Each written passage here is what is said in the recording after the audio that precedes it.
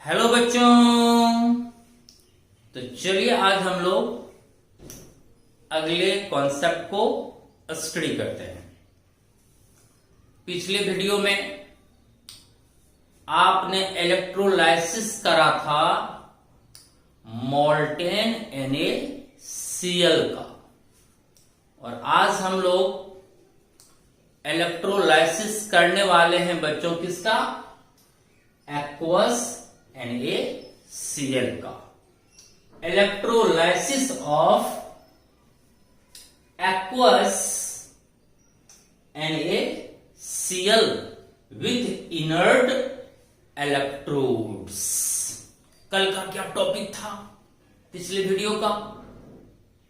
Electrolysis of molten NaCl with inert electrodes, और आज का टॉपिक है बच्चों electrolysis of aqueous NaCl with inert electrodes. आइए जानते हैं इसमें क्या क्या होती है। तो आज हमारा मीडियम ऑफ इलेक्ट्रोलाइट्स है एक्वस NaCl। आपने क्या करा? एक इलेक्ट्रोलाइटिक टैंक ली और उसमें क्या डाला? वाटर। एक्वस NaCl मीन्स आप समझ रहे हो। आज हमें NaCl को डिसॉल्व करना है किसमें बच्चों? वाटर में, यानी जल में। तो आपने एक इलेक्ट्रोलाइटिक टैंक ले ली और उस टैंक में क्या करा? वाटर यूज किया, और उस वाटर में क्या डिसॉल्व किया? NaCl।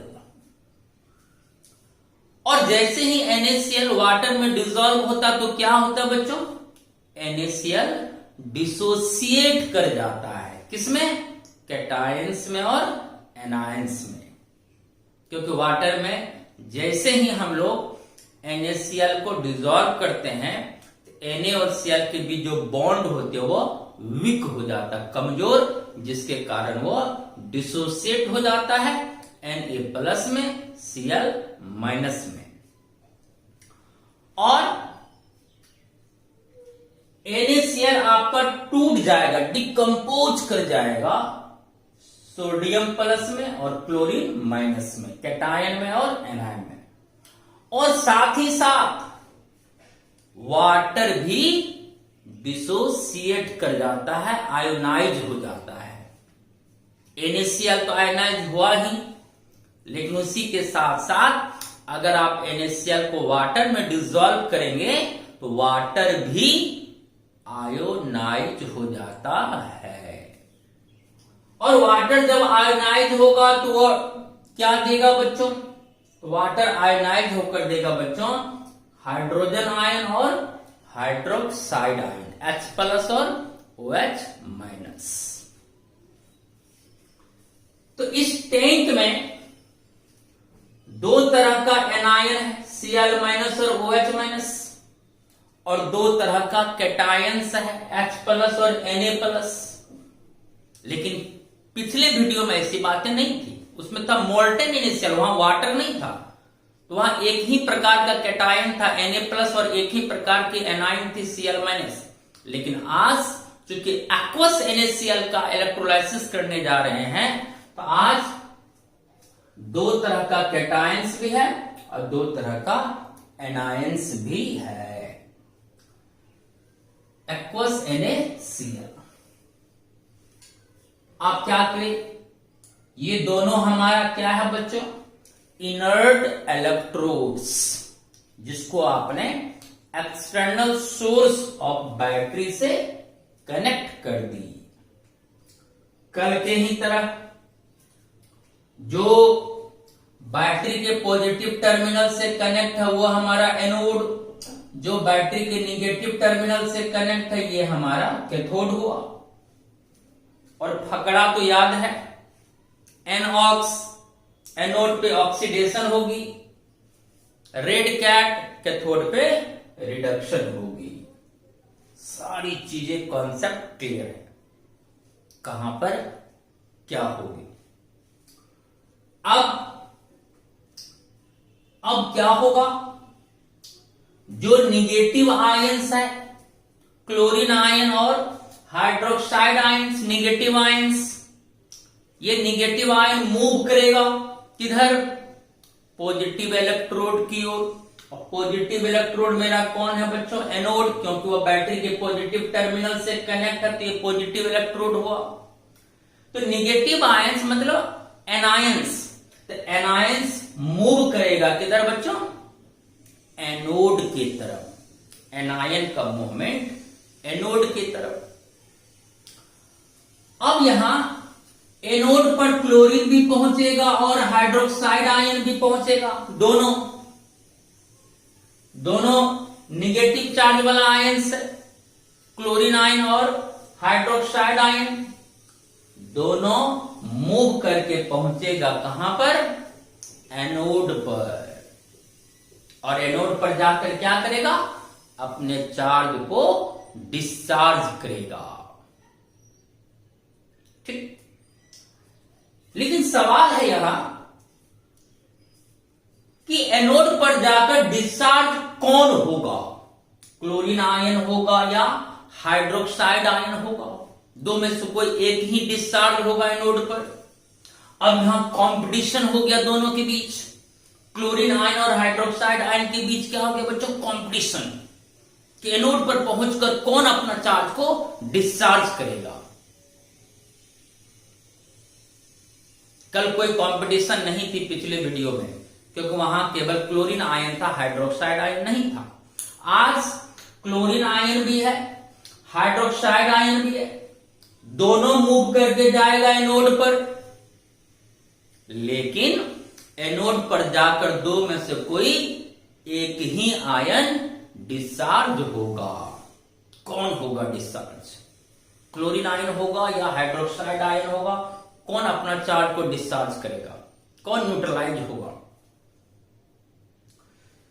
तो एनोड पर जाकर इलेक्ट्रॉन को लूज करेगा, क्योंकि निगेटिव चार्ज है, तो इलेक्ट्रॉन को लूज करके हुआ निगेटिव चार्ज आपका डिस्चार्ज होगा, क्योंकि लूज करने पर प्लस चार्ज आती है, वो प्लस पहले से माइनस न्यूट्रलाइज होगा। तो एनोड पर वही डिस्चार्ज होगा जिसमें इलेक्ट्रॉन को लूज करने की टेंडेंसी ज्यादा होगी।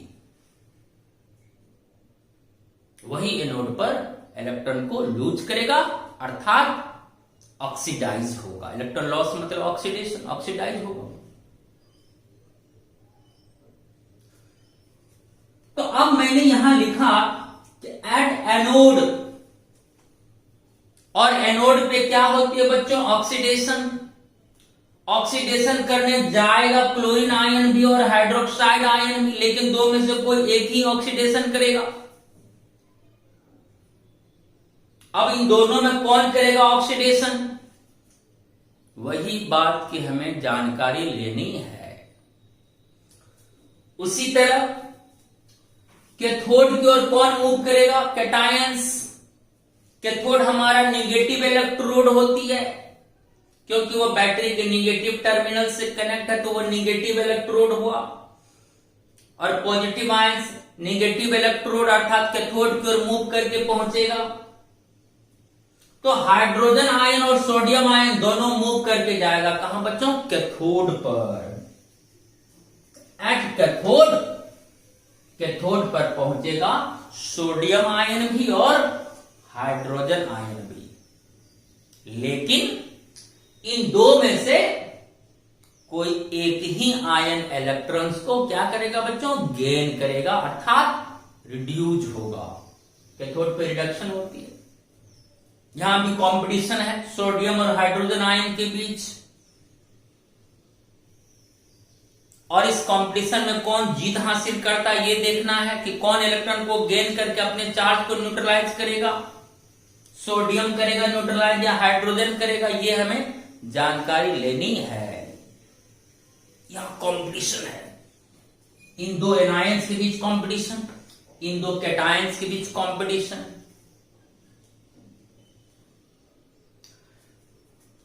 तो कौन ऑक्सीडाइज होगा एनोड पर और कौन रिड्यूज होगा कैथोड पर, उसको जानने के लिए बच्चों हम आगे एक सीरीज पढ़ेंगे, इलेक्ट्रोकेमिकल सीरीज। ये सीरीज मैं अभी तत्कालिक लिखा दिया हूं, लेकिन इस सीरीज को पुनः आगे के वीडियोस में आपको लिखाया जाएगा और अच्छी तरह से उसकी जानकारी दी जाएगी। बस इस सवाल को सॉल्व करने के लिए अभी हम सीरीज का इस्तेमाल कर रहे हैं। ये है हमारा बच्चों इलेक्ट्रोकेमिकल सीरीज। इलेक्ट्रोकेमिकल सीरीज में कई सारे एलिमेंट्स आती है। लिथियम से शुरू होती है और फ्लोरीन में इसकी एंडिंग होती है, समाप्ति होती है। लिथियम से फ्लोरीन तक का एलिमेंट्स आती है। इस बीच में बहुत सारे डिफरेंट एलिमेंट्स आते हैं और इस सीरीज में जितने एलिमेंट्स होते हैं सभी का अपना अपना स्टैंडर्ड रिडक्शन पोटेंशियल होती है। क्या होती है? Standard reduction potential. इसको प्रैक्टिकली माप के यहां पर इसके पोटेंशियल को डिनोट किया गया है। हर बुक में आपको ये मिल जाएगा इलेक्ट्रोकेमिकल सीरीज। और इस सीरीज में जितने एलिमेंट्स हैं सभी का अपना अपना क्या होता है बच्चों? स्टैंडर्ड रिडक्शन पोटेंशियल, जिसको शॉर्ट में बोलते हैं SRP। SRP standard reduction potential. Series में लिथियम हुआ first element. Lithium, potassium, calcium, sodium, magnesium, aluminium, water, zinc, chromium, iron, nickel, 3 lead, hydrogen, copper, silver, chlorine, hydroxide ion, fluorine. Fluorine यहां समाप्त हो गए। और मैंने यहां क्या लिखा बच्चों? ऊपर से नीचे आने पर SRP इंक्रीजेज, यानी ऊपर से नीचे आने पर स्टैंडर्ड रिडक्शन पोटेंशियल का मान बढ़ता है।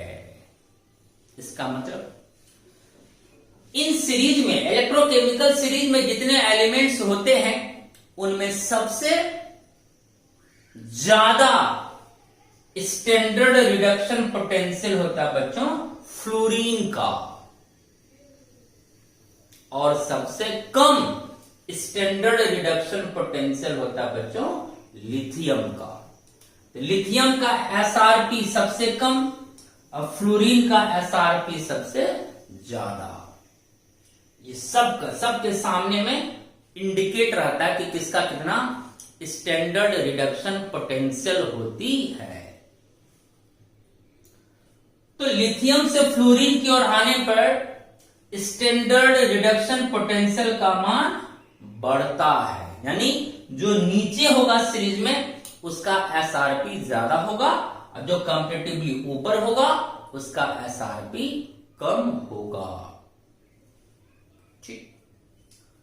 और इसी सीरीज से पता चलता है कि किसमें ऑक्सीडेशन होगा, किसमें रिडक्शन होगा। तो जिसका स्टैंडर्ड रिडक्शन पोटेंशियल कंपैरेटिवली ज्यादा वह रिड्यूस करेगा, रिडक्शन होगा। जिसका रिडक्शन पोटेंशियल ज्यादा उसका रिडक्शन, जिसका रिडक्शन पोटेंशियल ज्यादा उसका रिडक्शन।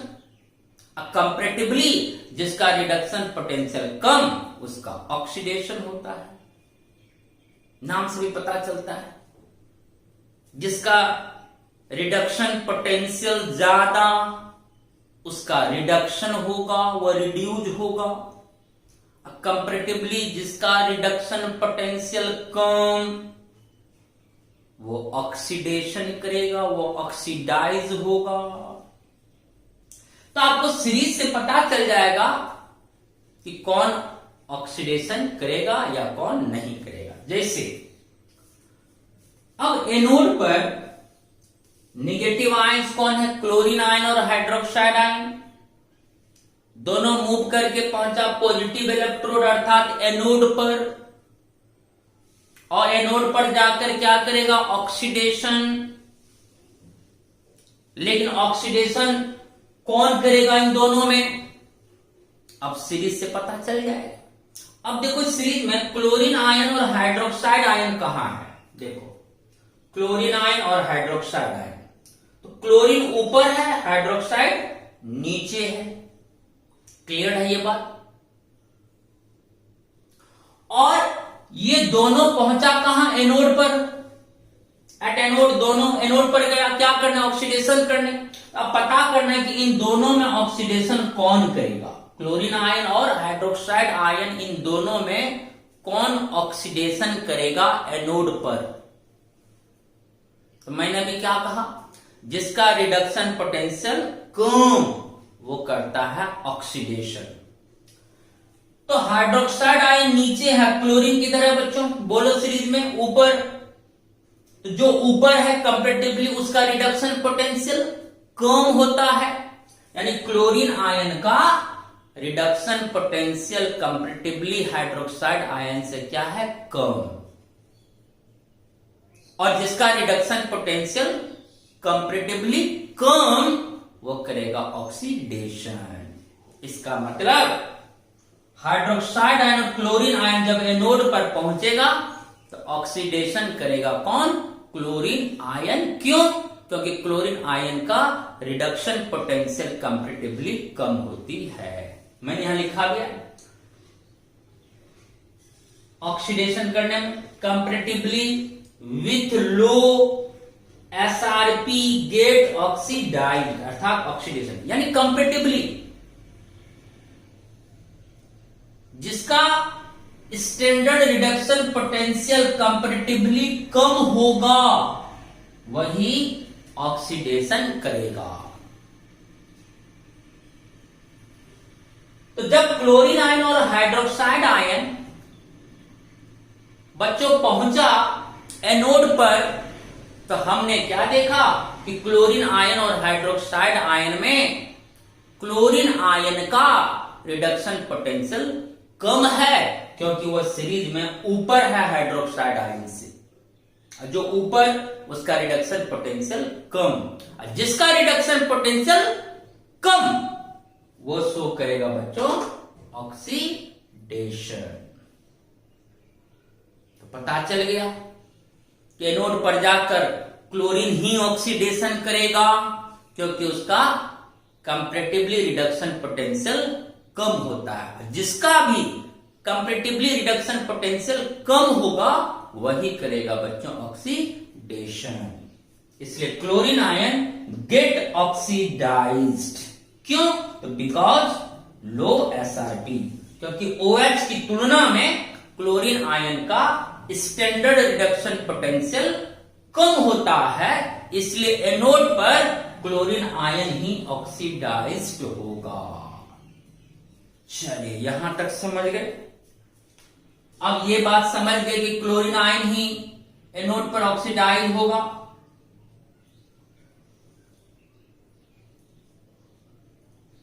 क्लोरीन आयन पहुंचा तो एनोड पर दोनों, लेकिन ऑक्सीडेशन किया कौन? Chlorine ion.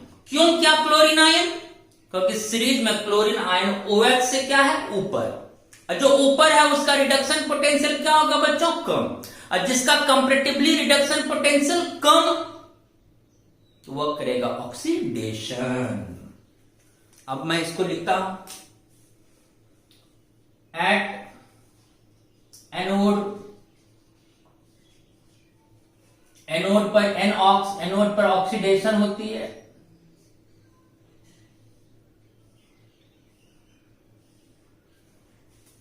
और ऑक्सीडेशन में कंपटीशन था क्लोरीन और हाइड्रोक्साइड आयन के बीच, लेकिन सफलता किसको मिली ऑक्सीडेशन करने में? बोलो बोलो, कमेंट में लिखो। क्लोरीन आयन और हाइड्रोक्साइड आयन में कंपटीशन था ऑक्सीडेशन करने का, लेकिन जीत हासिल कौन किया ऑक्सीडेशन करने में? Chlorine ion. क्यों? बोलो।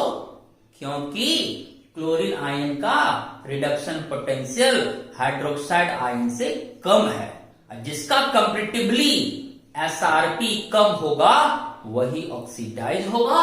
तो क्लोरीन आयन बच्चों ऑक्सीडेशन में भाग लिया। यह क्या करा? एक इलेक्ट्रॉन को लूज किया। लॉस क्या? एक electron, loss of electron oxidation. और एक इलेक्ट्रॉन जैसे ही लॉस हुआ तो लॉस होने से पॉजिटिव चार्ज आएगा, वो पॉजिटिव इस नेगेटिव को कैंसिल कर देगा, ये न्यूट्रलाइज होगा बच्चों Cl में। और आपको पता है Cl एग्जिस्ट करता नहीं है, तो Cl एग्जिस्ट करता है किसमें बच्चों? Cl2 में। ठीक, इधर 2 क्लोरीन तो बैलेंस करने के लिए इधर भी क्या करेंगे बच्चों? 2 लगाएंगे। अगर 2 क्लोरीन आयन होगा तो यहां 2 इलेक्ट्रॉन का लॉस होगा। क्लियर है हर चीज? दोनों क्लोरीन आयन अपना एक एक इलेक्ट्रॉन को लूज किया तो 2 इलेक्ट्रॉन का टोटली लॉस हुआ। न्यूट्रलाइज होने के बाद Cl प्लस Cl जुड़ के क्या बना लिया? Cl2। अगर एग्जाम में एक क्वेश्चन आता कि जब हम एक्वस NaCl का इलेक्ट्रोलाइसिस करते हैं तो एनोड पर कौन सा प्रोडक्ट बनता है? आंसर होता है बच्चों क्लोरीन गैस। एनोड पर जो प्रोडक्ट बना वो कौन सा? क्लोरीन गैस प्रोडक्ट फॉर्म हुआ। Chlorine gas is evolved at anode. ठीक, एनोड की कहानी हो गई। अब आते हैं कैथोड पे। हाइड्रोजन आयन और सोडियम आयन दोनों पॉजिटिव आयन्स है, और दोनों पॉजिटिव आयन्स किधर मूव करेगा? निगेटिव इलेक्ट्रोड अर्थात कैथोड की ओर। H प्लस भी पहुंचा कैथोड पर, Na+ भी पहुंचा कैथोड पर। अब दोनों में कंपटीशन है कि कौन वहां रिडक्शन करेगा, कौन इलेक्ट्रॉन को गेन करेगा। आपको पता है सीरीज में जिसका रिडक्शन पोटेंशियल ज्यादा वही रिडक्शन करेगा। तो H और Na में, हाइड्रोजन आयन और सोडियम आयन में कंपटीशन है कि कौन कैथोड पर जाके रिडक्शन करेगा। तो वही रिडक्शन करेगा बच्चों जिसका कंपैरेटिवली रिडक्शन पोटेंशियल ज्यादा रिडक्शन पोटेंशियल, तो वो रिडक्शन करेगा। अब यहां देखते हैं, देखो H कहां है? देखो ऊपर। सोडियम कहां है? यहां पर। अब देखो H प्लस नीचे है और सोडियम आयन बच्चों ऊपर है। तो सीरीज में हाइड्रोजन से ऊपर है सोडियम, और ऊपर से नीचे आने पर रिडक्शन पोटेंशियल बढ़ता है। तो जो नीचे है उसका रिडक्शन पोटेंशियल ज्यादा, जो ऊपर है उसका रिडक्शन पोटेंशियल कम। तो सोडियम और हाइड्रोजन में जिसका रिडक्शन पोटेंशियल अधिक होगा वही रिडक्शन करेगा। तो आपको पता है कि सोडियम से ज्यादा रिडक्शन पोटेंशियल हाइड्रोजन का है, क्योंकि सीरीज में हाइड्रोजन नीचे है सोडियम से, ऊपर से नीचे आने पर रिडक्शन पोटेंशियल बढ़ता है। तो सोडियम के कंपेयर में हाइड्रोजन का रिडक्शन पोटेंशियल क्या है बच्चों? ज्यादा। कंपैरेटिवली जिसका रिडक्शन पोटेंशियल ज्यादा वही रिडक्शन करेगा। इसका मतलब सोडियम और हाइड्रोजन में अगर कंपटीशन होगा तो उस कंपटीशन में जीत हासिल करेगा हाइड्रोजन, अर्थात हाइड्रोजन ही रिड्यूस होगा कैथोड पर जाकर, क्योंकि हाइड्रोजन का रिडक्शन पोटेंशियल ज्यादा है। मैंने लिखा भी है कंपैरेटिवली विथ हाई, देखो with high standard reduction potential gate reduced, अर्थात रिडक्शन होगा। तुलनात्मक रूप से जिसका SRP ज्यादा होगा वही रिडक्शन क्रिया को शो करेगा। तो कैथोड पर 2 आयन के बीच कंपटीशन है, सोडियम आयन और हाइड्रोजन आयन के बीच कंपटीशन है। कैथोड पर जाकर कौन इलेक्ट्रॉन को गेन करेगा, कौन रिड्यूस करेगा। तो जिसका रिडक्शन पोटेंशियल ज्यादा होगा वो रिड्यूस करेगा। तो सोडियम से अधिक रिडक्शन पोटेंशियल हाइड्रोजन का है, इसका मतलब कैथोड पर रिड्यूस होगा कौन बच्चों? हाइड्रोजन। इसलिए मैंने यहां लिखा भी है कैथोड पर hydrogen ion gate reduced because high SRP। Sodium के कंपैरिजन में हाइड्रोजन आयन का SRP ज्यादा होता है, इसलिए हाइड्रोजन आयन कैथोड पर जाकर क्या होगा? रिड्यूस करेगा। अब ये भी बात समझ गए। एट कैथोड फकरा रेड कैट कैथोड पर क्या होता है बच्चों? रिडक्शन।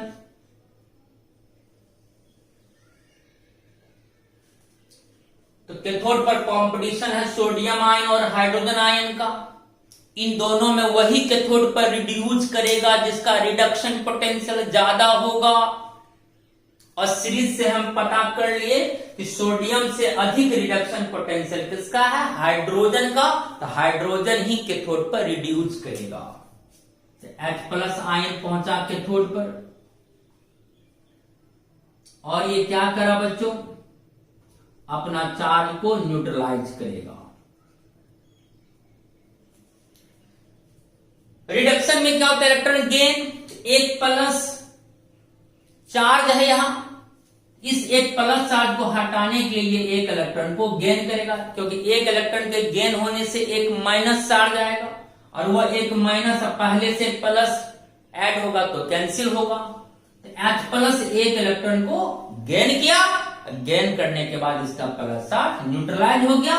H बदल गया बच्चों, हाइड्रोजन आयन बदल गया H में। क्लियर। लेकिन H इस फॉर्म में एग्जिस्ट नहीं करता, H2 फॉर्म में एग्जिस्ट करता है। यहां H2 हो गया तो यहां भी 2 लगा दो, तो 2 और H+ है तो 2 H+ होगा तो दोनों एक एक इलेक्ट्रॉन गेन करके न्यूट्रलाइज होगा, तो टोटल 2 इलेक्ट्रॉन्स का गेन हो जाएगा अब यहां। तो जब 2H+ 2 इलेक्ट्रॉन गेन किया तो दोनों H+ का चार्ज डिस्चार्ज हो गया, तो H और H जुड़कर H2 का निर्माण कर लिया। इस तरह से कैथोड पर कौन सा गैस इवॉल्व्ड हुआ, तो कैथोड पर हुआ बच्चों H2 गैस इज फॉर्म्ड। तो एनोड पर क्लोरीन गैस का प्रोडक्ट बना, कैथोड पर हाइड्रोजन गैस का प्रोडक्ट बना। अब आप इसको रिडॉक्स में भी दिखा सकते हैं। अब देख लो, लॉस हुआ टोटल 2 इलेक्ट्रॉन का, गेन भी हुआ टोटल 2 इलेक्ट्रॉन का। इसका मतलब हमारा रिएक्शन बिल्कुल करेक्ट है। अब इन दोनों को आप चाहें तो क्या करें बच्चों, रिडॉक्स रिएक्शन में कन्वर्ट कर सकते हैं। दोनों को ऐड कर दो, इधर का 2 इलेक्ट्रॉन इधर का 2 इलेक्ट्रॉन कैंसिल हो जाएगा। अब मेरा प्रोडक्ट हुआ बच्चों 2H+ पर यही लिख लेते हैं, कोई परेशानी की बात नहीं है, प्लस 2Cl-। दोनों रिएक्शन का रिएक्टेंट को पहले लिख लिए, अब इनके प्रोडक्ट्स को लिखना है। तो H2 प्लस Cl2, ये हो गया बच्चों नेट रिडॉक्स रिएक्शन। कितना आसान था। तो H2 गैस इवॉल्व हुआ कैथोड पे, at cathode.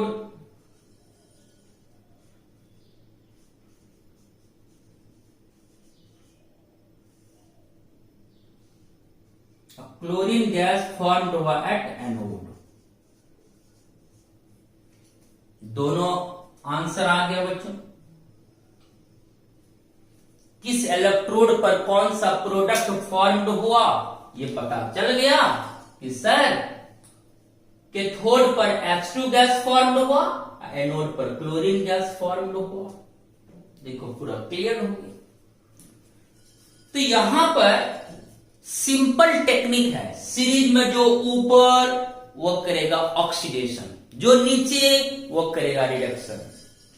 Low reduction potential oxidation, high reduction potential reduction, low reduction potential oxidation, high reduction potential reduction. कितना क्लियर। सोडियम और हाइड्रोजन में कौन रिडक्शन करेगा, तो सोडियम और हाइड्रोजन में रिडक्शन करेगा जो नीचे होगा। तो हाइड्रोजन नीचे है, सोडियम ऊपर है, तो हाइड्रोजन करेगा रिडक्शन। कैथोड पर हाइड्रोजन क्या रिडक्शन। क्लोरीन आयन और हाइड्रोक्साइड आयन में कौन ऑक्सीडेशन करेगा, तो जो ऊपर होगा वो ऑक्सीडेशन करेगा और जो नीचे होगा वो रिडक्शन करेगा। तो क्लोरीन आयन और हाइड्रोक्साइड आयन दोनों पहुंचा था ऑक्सीडेशन करने, लेकिन कौन ऑक्सीडेशन करेगा, कौन ऑक्सीडाइज होगा, जो सीरीज में ऊपर है। तो क्लोरीन ऊपर है, हाइड्रोक्साइड नीचे, ऊपर वाला ऑक्सीडेशन, नीचे वाला रिडक्शन। तो जब भी दो के बीच कोई कंपटीशन हो तो इसमें देख लेना कि कौन ऊपर है कौन नीचे है। तो उन दो में जो ऊपर होगा तो वो ऑक्सीडेशन करेगा, और अगर रिडक्शन में कंपटीशन होगा तो सीरीज में जो नीचे होगा वो रिडक्शन करेगा। सिंपल टेक्निक है, एकदम आसान है।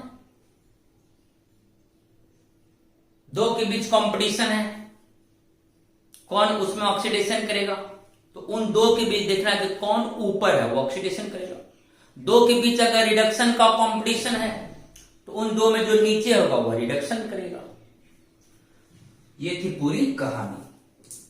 इस तरह से क्लोरीन आयन एनोड पर आया, एनोड पर आया क्लोरीन आयन और इलेक्ट्रॉन को लॉस किया, इलेक्ट्रॉन को लॉस किया तो वही इलेक्ट्रॉन यहां से बाहर निकला।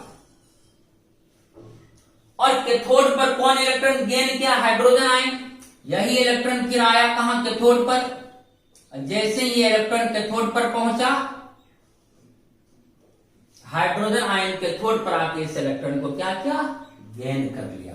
गेन करके हाइड्रोजन गैस का निर्माण किया।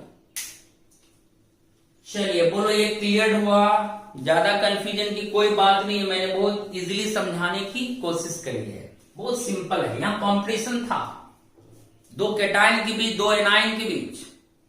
दोनों एनायन कहां पहुंचा, एनोड पर। एनोड पर क्या होता है, ऑक्सीडेशन। लेकिन दो एनायन में ऑक्सीडेशन कौन करेगा, तो उन दो एनायन में जो सीरीज में ऊपर होगा, ऊपर होगा। तो हाइड्रोक्साइड आयन क्लोरीन में ऊपर कौन है, क्लोरीन, तो क्लोरीन वहां ऑक्सीडाइज हो गया। फिर कैथोड पर दो कैटायन पहुंचा, हाइड्रोजन और सोडियम आयन पहुंचा कैथोड पर। कैथोड पर रिडक्शन करना है, कौन रिडक्शन करेगा, तो दो कैटायन में देखना है बच्चों, उन दो कैटायन में कौन सीरीज में नीचे है। तो सोडियम से नीचे है हाइड्रोजन, तो कैथोड पर रिड्यूज होगा कौन, हाइड्रोजन। सिंपल बात है। बोलो क्लियर हो गया? इस तरह से हर चीज यहां पर आपको हमने बताने की कोशिश करी कि किस पर कौन कौन आयन पहुंचा। देखो एनोड पर दोनों पहुंचा, लेकिन ऑक्सीडाइज क्या, क्लोरीन। कैथोड पर ये दोनों कैटायन पहुंचा, लेकिन रिड्यूस हुआ कौन, हाइड्रोजन आयन। क्यों नहीं, तो सीरीज से आपको बताया। उसके बाद लॉस भी 2 इलेक्ट्रॉन, गेन भी 2 इलेक्ट्रॉन, ये मेरा करेक्ट इक्वेशन है। अब इन दोनों ऑक्सीडेशन रिडक्शन को ऐड कर देंगे तो मेरा एक नेट रिडॉक्स रिएक्शन प्राप्त हो गया। इस तरह से फाइनल आंसर आया बच्चों, कैथोड पे इवॉल्व हुआ हाइड्रोजन गैस, एनोड पे इवॉल्व हुआ क्लोरीन गैस। ठीक, अब लास्ट में है क्या, बचा कौन। तो अब इन दोनों में देखो OH आयन बच गया, इन दोनों में सोडियम आयन बच गया। अब जो बचा सोडियम आयन और OH आयन, ये तो रिएक्शन में भाग नहीं लिया था, तो सोडियम आयन और OH आयन सॉल्यूशन में बच गया। तो ये दोनों जुड़ के क्या बना लेगा बच्चों, NaOH, जो कि क्या है बच्चों, बेस है। तो ये जो दो आयन बच गया, ये ना तो ऑक्सीडाइज किया था ना तो रिड्यूस किया था।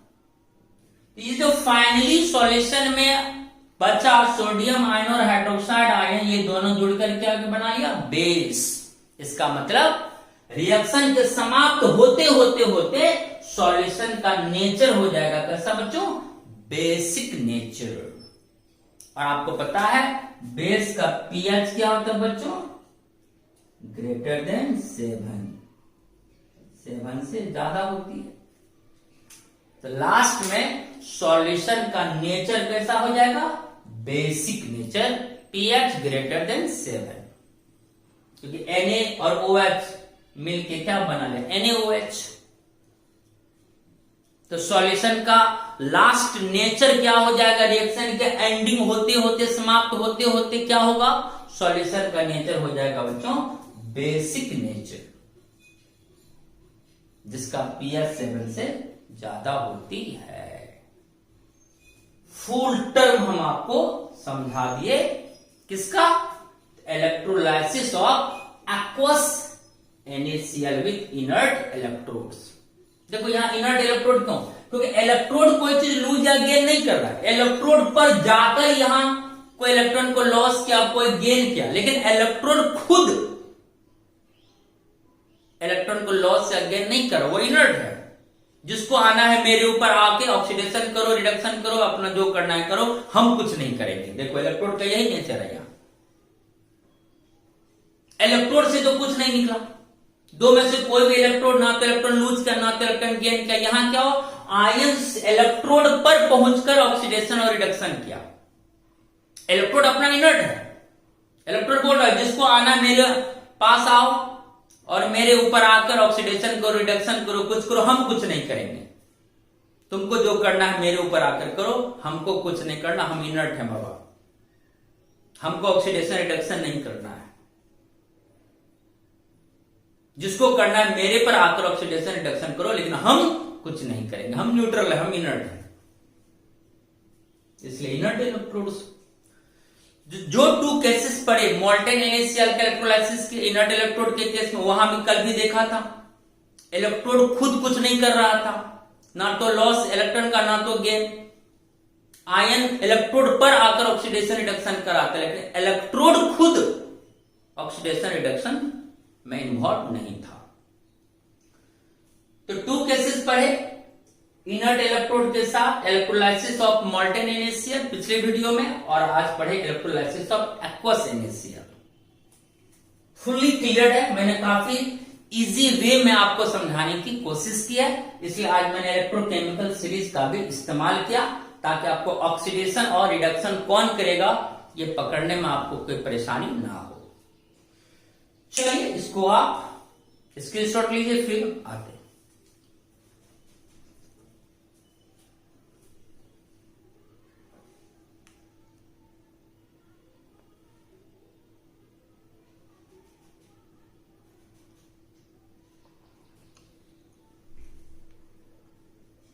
चलिए हो गया, आज फुल्ली कॉन्सेप्ट क्लियर हो गया, कोई परेशानी की बात नहीं हुई। अब आप लोग बिना रटे, मुझे उम्मीद है कि आप लोग इन सभी चीजों को आसानी से समझा सकते हैं। अब हम लोग इसमें पढ़ेंगे बच्चों फैराडेज लॉ ऑफ इलेक्ट्रोलाइसिस। मजेदार है, उसमें न्यूमेरिकल सब आएगा, फिजिक्स से रिलेटेड कुछ फॉर्मूली है उसमें, और बोर्ड में इसका क्वेश्चंस भी आता है। Right the Faraday's first law and second law. हम लोग नेक्स्ट वीडियो में पढ़ने वाले हैं बच्चों फैराडेज लॉ ऑफ इलेक्ट्रोलाइसिस। तब तक के लिए टेक केयर एंड बाय।